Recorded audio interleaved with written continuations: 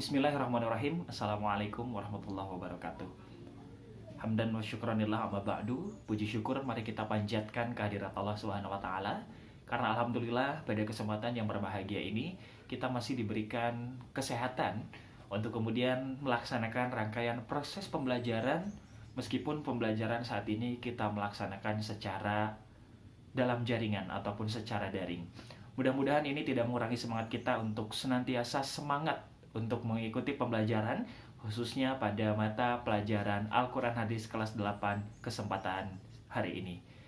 Baik, dan pada pertemuan hari ini kita berada di pertemuan keempat. Sebelum memulai pembelajaran, saya persilakan kepada anak-anakku sekalian untuk terlebih dahulu mengisi absen. Formatnya sudah saya sediakan di grup WhatsApp kelas untuk mata pelajaran Al-Quran Hadis kelas 8. Silakan isi terlebih dahulu absen yang telah disediakan di grup WhatsApp kelas. Baiklah anak-anakku sekalian, sebagaimana kita ketahui bahwa Al-Quran merupakan kitab suci pedoman umat Islam. Dan kita ketahui dalam proses pembacaannya, Allah menganjurkan kita untuk membaca Al-Quran secara jelas dan benar, atau secara tartil. Seperti dalam firman Allah Quran Surat Al-Muzammil ayat 4, Bismillahirrahmanirrahim, warattilil Qur'ana tartila. Dan bacalah Al-Quran dengan perlahan-lahan atau dengan tartil. Yang dimaksud tartil membaca Al-Quran di sini adalah kita membaca Al-Quran dengan jelas, makhorijul hurufnya dan pengucapan lafalnya itu harus jelas. Dan salah satu hal yang perlu diperhatikan agar kita bisa membaca Al-Quran secara tartil ialah dengan ilmu tajwid.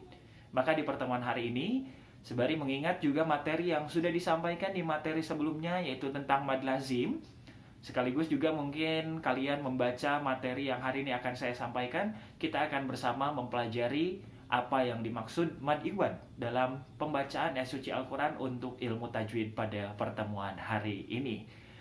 Baik, silakan kalian boleh baca dulu materi yang sudah tersedia di buku paket kalian masing-masing.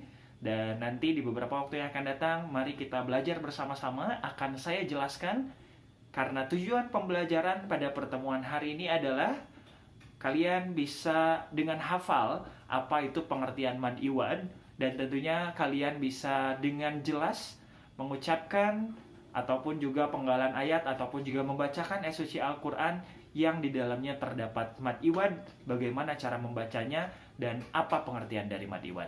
Silakan materinya difahami terlebih dahulu. Pada pertemuan hari ini kita akan membahas tentang mad iwad, sebagaimana tujuan pembelajaran yang telah ditentukan pada RPP. Paling penting adalah hasil yang perlu dicatat untuk pertemuan hari ini adalah siswa mengetahui apa pengertian dari mad iwad, kemudian tahu bagaimana cara membacakannya ataupun dapat mempraktekannya. Yang akan kita bahas hari ini tentang mad iwad. Pengertian mad iwad secara bahasa itu diambil dari dua suku kata. Yang pertama mad, yang berarti panjang. Yang kedua iwad, yang berarti pengganti. Bagaimana mad iwad ini bisa terjadi? Mad iwad bisa terjadi apabila ada harokat patah tanwin yang terletak pada akhir ayat suci Al-Quran atau pada waqaf. Itu cara pembacaannya tidak dibaca tanwin secara jelas, namun dibaca dengan panjang satu alif atau dua harakat. Sebagai contoh nanti saya akan berikan contoh, kemudian nanti ucapkan sama-sama. Diberikan contoh dulu oleh saya dan mungkin nanti kalian langsung ucapkan sama-sama. Baik, sebagai contoh nanti akan ada gambar di bawah ini. Kemudian nanti kita ucapkan sama-sama untuk kemudian kita memahami bagaimana mad iwad bisa terjadi dan bagaimana cara pengucapannya. Seperti kalimat yang pertama, yaitu ada kalimat bihadza masalan. Di akhir ayat itu terdapat harokat patah tanwin pada huruf lam. Nah, ketika harokat patah tanwin tersebut berada di akhir ayat atau tanda waqaf, maka kita ucapkan tidak dengan jelas, kemudian membacanya dengan panjang satu alif atau dua harakat. Sehingga bihadza masalan dibacanya menjadi bihadza masala. Bihadza masala. Contoh yang kedua, asyrota ainan. Dibaca asyrota aina. Boleh diucapkan sama-sama?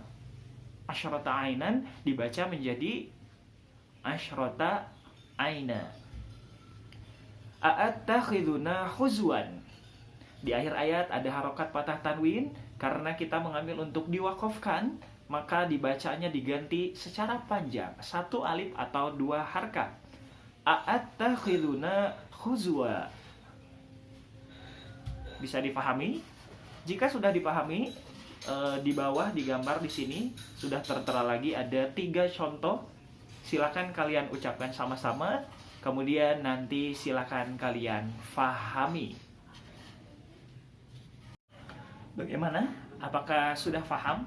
Sekali lagi bahwa mad iwad ini terjadi apabila harokat patah tanwin yang terletak pada akhir kalimat atau pada waqaf, kita membacanya mengganti tidak secara jelas atau membacanya dengan panjang 1 alif atau 2 harokat. Nah, untuk lebih memahami materi yang telah saya sampaikan, silakan nanti setelah video pembelajaran ini berakhir, kalian cari ayat Al-Quran.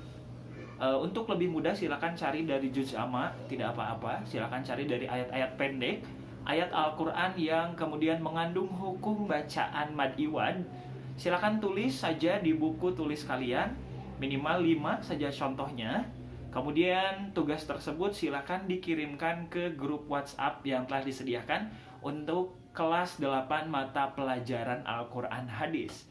Dan tentunya jika ada yang ditanyakan untuk materi saat ini, jika memang tidak ada yang mengerti ataupun belum paham materi yang sudah dijelaskan, silakan boleh langsung saja tanyakan via jalur pribadi WhatsApp ataupun juga langsung ditanyakan di grup. Nanti kita diskusikan sama-sama tentang materi yang sudah kita jelaskan pada kesempatan hari. Terima kasih tentunya, meskipun dengan video singkat ataupun penjelasan yang mungkin tidak semua paham, mudah-mudahan ini tidak mengurangi rasa semangat kita untuk kemudian terus belajar, khususnya belajar untuk membaca Al-Quran secara tartil. Sekali lagi mudah-mudahan video pembelajaran ini bisa bermanfaat buat kalian. Terima kasih sudah menonton. Dan tentunya terima kasih sudah mengikuti pembelajaran pada kesempatan hari ini. Mudah-mudahan pembelajaran hari ini bermanfaat. Terima kasih. Wassalamualaikum warahmatullahi wabarakatuh.